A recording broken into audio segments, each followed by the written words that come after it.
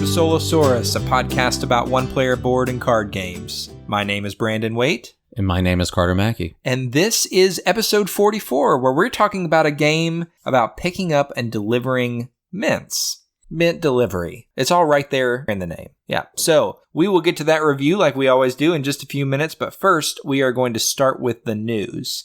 And the news comes to us from tablefor1.me, which is a website run by the excellent Frederick Schultz, who does a wonderful job aggregating solo-related news and writing solo game reviews. So if you have not checked out that site, you should. It's called tablefor1.me.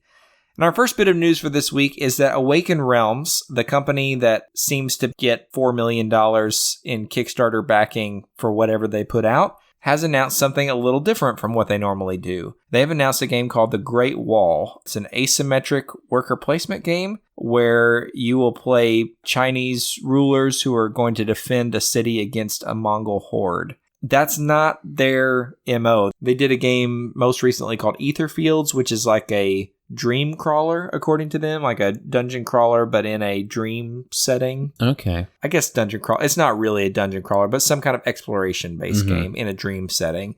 They did Nemesis, this big alien-like game. Tainted Grail was another really big one they did recently. They do these big, highly thematic exploration-based projects, and this is an asymmetric worker placement game. All right. And a semi-co-op worker placement game. I'm not 100% sure how I feel about that. There's not really anything to go on here in terms of like pictures of components or anything of that nature. Just artwork for the cover. And that artwork is not what you would expect to see for a worker placement game. No, it looks just like a war game or a battle game of some sorts. Yeah. Apparently you're going to be every turn like using resources or something to build parts of the wall, and then you're going to have to defend it. And you still want to win the game. So you're not totally cooperating with other players, but if you don't cooperate at least a little bit, then your city will be overrun. Yeah, it's a really wild, kind of out there idea for a worker placement game, I think. Yeah, it'll be interesting to see. Yeah, semi-co-op does not grab me. No. But Awaken Realms is an incredibly successful company. They have managed to rake in a lot of money with their Kickstarters, and I would say this is kind of a bold choice for their next step, but I mean, who knows? They've got enough of a reputation now, they could probably get away with it. Right. So if you're at all interested in that, we don't have a release date yet, or even a Kickstarter date, or even confirmation that it's coming to Kickstarter. Just some kind of vague hint online that this is going to be their next project. So keep an eye out for that. If we learn more about a Kickstarter release date or anything, we'll certainly include it on this show. But that is The Great Wall from Awaken Realms. Our next bit of news is that Plaid Hat Games has announced a new game called Aftermath. This is from designer Jerry Hawthorne, who did Stuffed Fables and Mice and Mystics. And this is another game about anthropomorphic animals, where you play as mice who walk around on their hind legs with weapons in a post-apocalyptic setting. And who doesn't love anthropomorphic mice? I gotta be honest with you, I do love anthropomorphic, like that theme. Right. I'm always going to love it. I love Mouse Guard. I love all that stuff thematically. I think that's fantastic. Right. So, I mean, I'm not sure that I needed this. I have Mice and Mystics. It's fine. It's definitely more for kids, I think. But it's still pretty interesting. Thematically very cool. This seems like a weird setting for this sort of thing. And it doesn't seem to have any kind of connection to Mice and Mystics either. Like, they're not the same characters or anything. But it plays 1 to 4 players, and it uses the very cool adventure book system that they started using in Stuffed Fables and continued in Comanauts, where you just have like this spiral-bound book, and that's the board that you play on. So it removes a lot of the tedious setup and teardown of dungeon crawlers and all that. I've not played either of those games, but I always thought that setup looked really cool. I know a lot of people will be interested in this just because it's a Plaid Hat game. So if you are interested in that theme, you should check out this game. It's called Aftermath for 1 to 4 players, and it should be releasing this autumn. So really any time now. You can check more about that on the Plaid Hat website.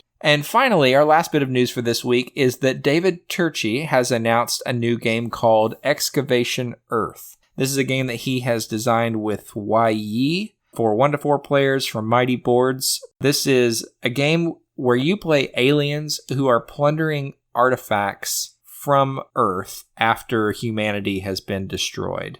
So you're going to be apparently drafting multi-use cards that you're going to use then to take actions to get these different artifacts. I'm guessing like things from our present time that are dug up. Right. Is this going to be like serious or just like silly about like, let's dig up what the silly humans used to make? I mean, it's hard to say. If you look at the artwork, all we have is cover art for it, but it's got this really bright, beautiful, vibrant cover. But I don't get a sense from it that it's like kind of goofy in its tone. So yeah, all you had to say to me was that David Turczi was designing a new game that had some theme on it and had solo play, and I would probably be interested. Right. Yeah. So if you're at all interested in that, go and check out the tablefor1.me site, and you can learn more about Excavation Earth. And that's all we've got for the news, so we're just going to jump right into the review for this episode, which is for Mint Delivery. This is a game that comes to us from designer Justin Blaskey and publisher 524 Labs. It came out in 2018 and plays 1 to 5 players. Mint Delivery, if you've not heard of this series that it's a part of, it is a Mint 10 sized pick up and deliver board game. And by Mint 10 sized, I mean it literally comes in an Altoid style 10. Right. It is designed to be a very quick to play, easy to learn sort of introduction to the pick up and deliver genre. So in the game, players are going to take on the role of a mint delivery truck driver who's going to drive around the area taking orders for mints and then delivering them and filling orders. And once enough orders have been filled, the game is going to end, and whoever has fulfilled the highest value of orders will be deemed the employee of the month and win the game. It's just a very simple, charming concept for a game. Yeah, it really is. It's very pleasant. It is, and I think that for the most part, that comes through in the components for the game. If you open this up, it's a very full little mint tin.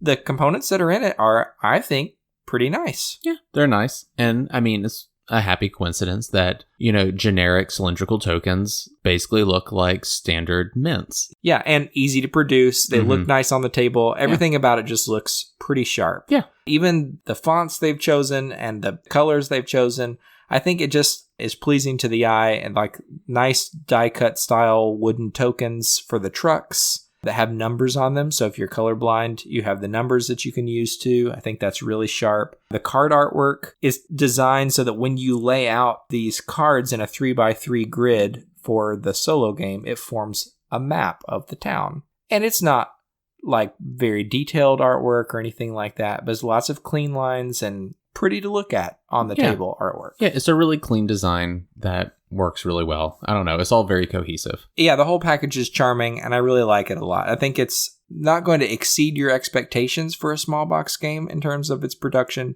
but it will please you. Yeah. And then the rules for the game also fit into the mint tin, which is a good sign for me. It barely fits, but you can fit them in there, and it's 1 page front and back. That's solo rules on everything, which is a really nice change of pace from some of the stuff that we've reviewed for the last few months. Yeah, it really is. And I mean, I would say, I'm trying to think, whenever I read through the solo rules, I don't even think you have to read the other rules when you set it up. I think setup is included for the solo section, and it's all right there. That's right. And they didn't have to do that. I mean, obviously, most board game publishers don't do that. And it's still on the same sheet of paper as the other rules, but you don't even have to flip back and forth to the other side of the paper, which is really nice. So the rules, just like the components for the game, very simple, very clean. I didn't find them to be ambiguous or anything like that. I didn't have to look up a bunch of rules or anything. You can read this in 5 minutes and be ready to play, including the solo system, which seems decently well fleshed out for a game that's this simple, but the rule set is very brief. Yes. So that brings us, I think, right into the play for the game. And again, simple is the word that's going to show up throughout this review. This is not a very involved game at all. What you're going to do when you play this solo is you're going to lay out a 3x3 grid of cards that will form a map of a town where you're going to be picking up and delivering mints. And if you're playing this solo, you're just going to flip over these map cards onto their back, and there is a map that is designed for solo play, which I think production-wise is a really slick, cool idea, a good way to cut down on the number of cards in the game. Right, I agree. On this map, then, what you're going to have are a couple of roads that will connect these belts where you can go and pick up mints of 3 different types. White mints, which are just, I guess, standard peppermint, and then sugar-free mints and cinnamon mints.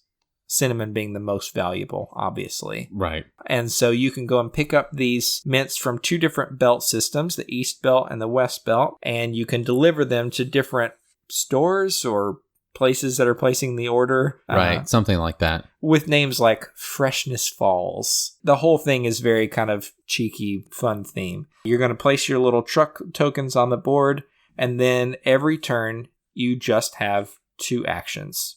And that's it. I mean, it's very, very simple and easy to do. You're going to either take an order if you're on the right space, which is where you just get like a little set collection kind of order to fill. You can move your truck 1 space. And this is like a point-to-point little road system that they've got set up here. And it doesn't take more than, 3 or 4 moves to get across the entire board.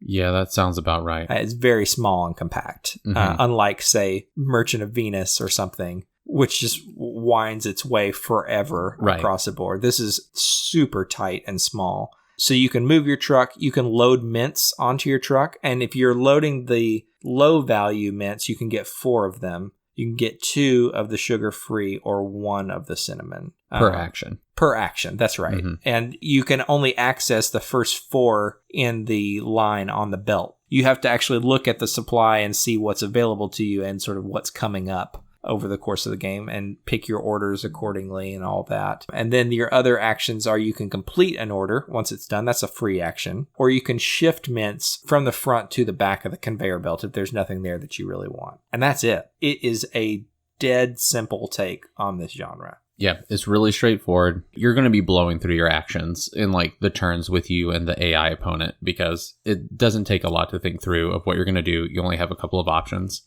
And you just do those things. You do the things you're supposed to do to get the points. Yep, you do. And once you're done taking your turn, the solo player, which there are 5 different solo opponents in the game, and they each do things slightly differently, like kind of change up their order preferences and things like that during the course of the game. They're going to take their turn. And what I like about the AI system is it's dead simple. They have a very easy to read icon-based system down at the bottom that tells you what color order they prefer, what kind of mints they'll pick up. All that's very clear, how many spaces they'll move, where they'll move. I didn't find myself questioning any of that. Yeah, because in the solo rules, it tells you how to, just the basic preference of order that they should be taking their actions. And the modifications for whatever AI that you choose is really easy to implement. And printed right there on the card. Right. The whole thing is very simple to run, and that's one of the things I appreciate most about the design is if I'm looking for a game that is lightweight, and this is like, just be upfront here, this is as light as it gets. Yes. Like very, very light. It's not even Azul or something which is light on the surface but has more depth there. This is not that. One thing I do like about this design is that I'm not spending any amount of time at all on the opponent's turn. If I'm playing a game of this weight class, I want it to be my turns are very quick and the AI's turns are very quick. I think they managed to achieve that. Yeah, absolutely. You're going to be zipping through your and the AI's turns very quickly. Yeah. And it's worth saying, too, they could have probably made this a beat your own score kind of game. But they took the time to build in an AI system and even to have 5 different versions of the AI opponent, which says something to me. Yeah. So I really like and appreciate that. And one thing also that I like about this is that, to be totally frank, I don't love pick up and deliver games. I've never found it that interesting to go and pick up a thing, move a few spaces, and drop it somewhere else. Even like goods conversion, changing wheat into ore or something more valuable, which is not my favorite, still feels more satisfying to me than just this kind of point-to-point movement mechanism. But thinking about other pick up and deliver games that I've played, the only ones that I've played have been heavy. Is that the case for you? Yeah, I mean, I think I'm trying to think of the ones I've played. I've played Merchant of Venus, and that might be it, unless there's something I'm not remembering.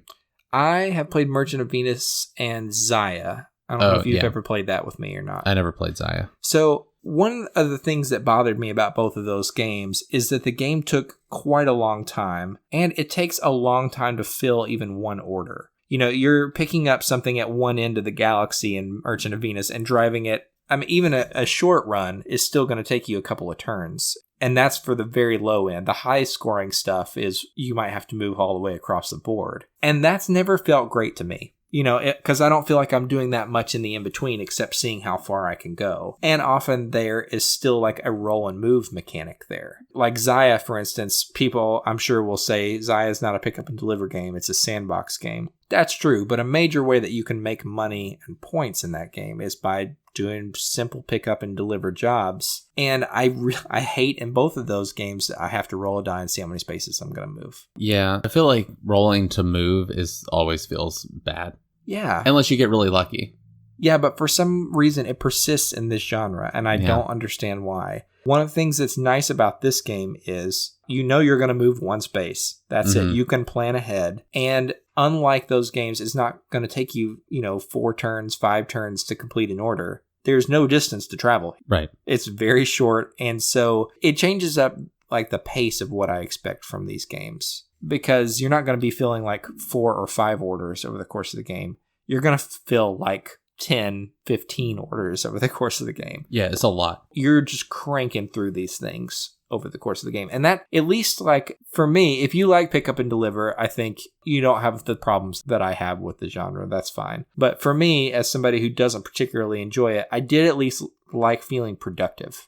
I would say that's one of the more satisfying parts for me was, you're just burning through these things. And it's not, you don't even really have a concept of how many points you have because you're just doing so many of them and you're just loading up a stack of completed deliveries. And I do like too that, when you're considering which orders to get for yourself, you need to look and see which mints are available right now, which ones are further back in the line, and how much truck space you have and all that to hold mints. There are things to consider there. And it's also worth considering how the AI is going to act on its next turn. You know how it's going to act, so you can plan ahead for like what kind of order it would prefer to take and try to cut it off a little bit or make it pick up an order that it doesn't have mints available for or something like that. Right. And also you can even, whenever you're returning mints back to the conveyor belts after you complete a delivery, you get to choose what order they go in and on which belt they go in. And so that's really a nice little thing of trying to maximize your own efficiency while making it harder for the AI. Yeah, I thought that was a really great addition and one that they didn't need to include in there, I don't think. But at least for me, I want a few more things to consider. And this gives me an opportunity to do that. And I love it when solo games make me consider how I can cut off the AI opponent. Right.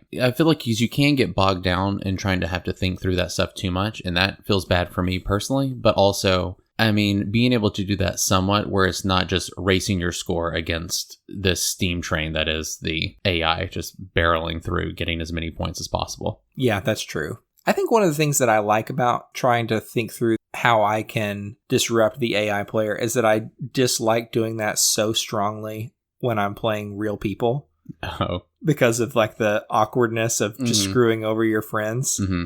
I love not having the social ramifications of that. Yeah. This is the only place where I can let my hair down and be me. Right. See, I just don't worry about social ramifications, You're chaotic evil, though. Yeah, basically. Yeah. So I always like it when games do that. And I think that gives this just a little bit more meat. Also, another thing that I like about this design is that in the rules, there is a variance section where you can have some different variable player powers. So if you want to spice things up after a couple of plays, asymmetric player powers aren't part of the game in the basic rules, but you can add that. And there are some different road hazards that you can add to the roads, which they like force you to move an extra space after you move or slow you down or that sort of thing. So I really like all of that. But the thing is, we've just covered the whole game. Yeah. That's really it. You just go and you pick up mints, you pick up orders, you fill orders, you move, and you do that until there's only one pile of order cards left.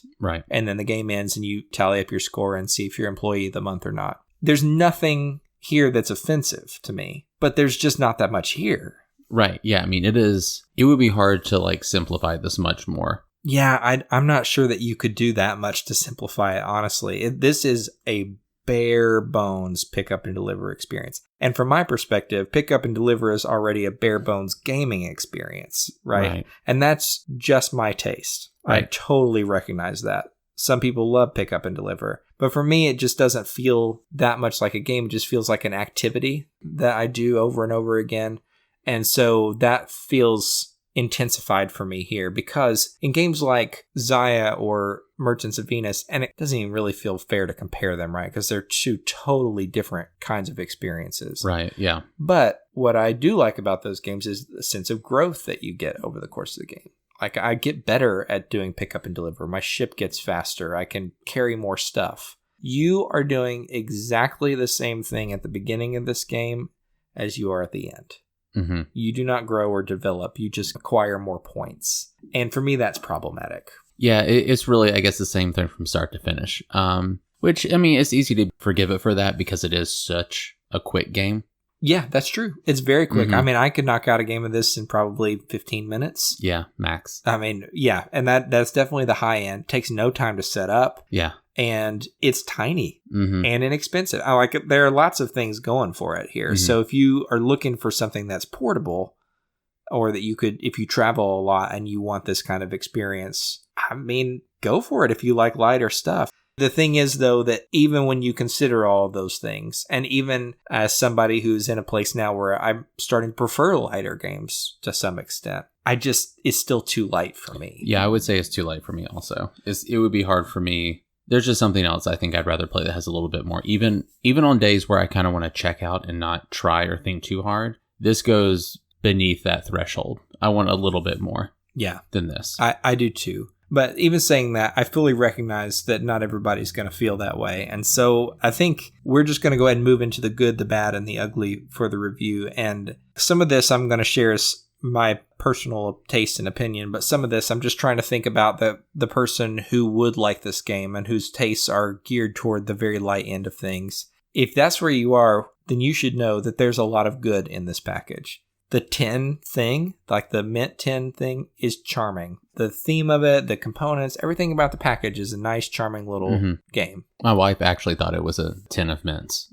Oh, really? Yeah, when I was just sitting on the table before I had opened it and tried it out. Please tell me that she mindlessly reached in to try to grab one and pop it in her mouth. No, that probably would have happened eventually if I hadn't told her. That's such a shame. We should have let that play out. Yeah. Well, yeah, it is amazing what they managed to pack in here, I think, because there are quite a few cards in this game. Mm-hmm. And the fact that you can set them out to create a board-like, look on your table is pretty impressive, I think. So the look of it is great. It's very easy rules-wise, quick to play, quick to set up. And if you like pick up and deliver, you don't have that many options of small box pick up and deliver games. Also, side note that I thought was really funny. If you want to turn this into a bigger game, you can. Like the core game of Mint Delivery MSRP is $14.99, but on the publisher's website, you can buy a neoprene playmat, a pretty big one to hold everything, that costs like $34.99. That's a good bit more. It's a lot more. And it's really pretty, though. It is pretty. It fits well with the design and everything. It does. I love neoprene playmats. Right. Like, love them, love them. Mm-hmm. I mean, I guess if you love the game, you'll get the playmat because it's out on the table enough that that's the thing you would do. That's true. It's like some people probably will play this a lot. Like, it would be a good family weight game if you got kids or something, that if you want to play with them, and then on occasion bring it out for solo play. I can imagine the person who does that. Mm-hmm. And if you want to have a bigger table presence, go for it. I just thought it was amazing that was an option. So there's a lot to like about this game, especially if you're looking for something portable. There are a few things, though, that for me are bad, and the primary one is just that it's too light for my tastes. I would say the same. It's a little too light for me, and I mean the delivery cards are also a little small. Yeah, they're very small, and it's not most of the time not a big deal. But sometimes I would go to pick one up out of the stack and kind of knock them all over. Yeah, I would say even with the solo variant, you have to shuffle them before you're creating the stacks. Yeah. And shuffling tiny little kind of squarish cards can be somewhat challenging. Or not challenging. It's frustrating. It's not easy. Yeah. It's not intuitive. We have human hands that are a certain size. And so, yeah, it's just our limitation. Yeah. Yeah. So I agree. I think that they can be frustrating to use. Maybe if you have a dexterous child, you can get them to shuffle them for you. Yes. Yeah, actually. They don't even have to play the game. Right. You can just have them shuffle the cards and then go away from you while you play this solo. Mm-hmm. That is an option.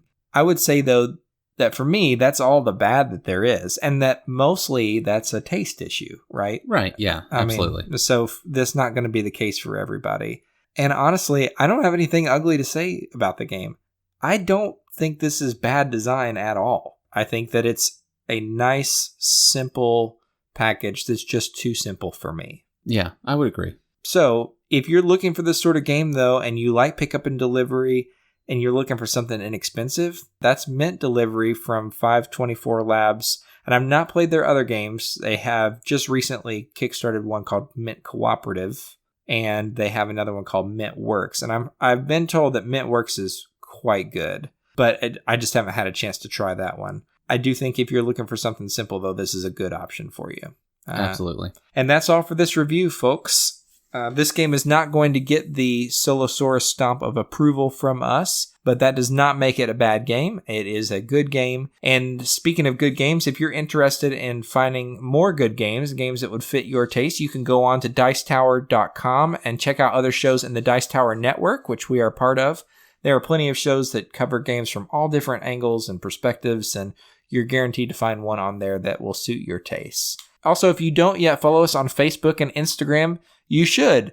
I take thoroughly mediocre pictures of the games that we're receiving or playing, and you can look at them and comment on them, and I'll like your posts and comment back. The whole thing, it's just an extravaganza.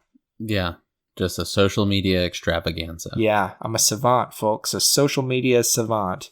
Not really, but you can follow us, and we would love to see you on there. You can keep up with all the things that we're doing, and we host giveaways on there with some frequency, so go on and check it out. Also, if you have not yet rated or reviewed the show on iTunes, please go ahead and do that. It's a very simple, quick thing to do, and it makes a difference in helping people find us. And even if you don't have iTunes or aren't interested in doing that, tell a friend that you think is into solo games and might enjoy the show. That we want to spread the word and try to grow the show and do more with it over the next couple of, years. I don't plan to stop the show anytime soon, so we would love to see it grow and do more with it. And finally, if you haven't yet gotten a Solosaurus micro badge on Board Game Geek, you can. We have one. It's really cool. It's yellow and has a purple dinosaur on it. Looks great. If you don't have the 8 Geek Gold that you need to get it, just send me a message on Board Game Geek. You can find me pretty easily, and I'm more than happy to spot you the Geek Gold that you need to get that. And I think that's all for this episode, folks. Until next time, my name is Brandon Waite. And my name is Carter Mackey. And this is Solosaurus.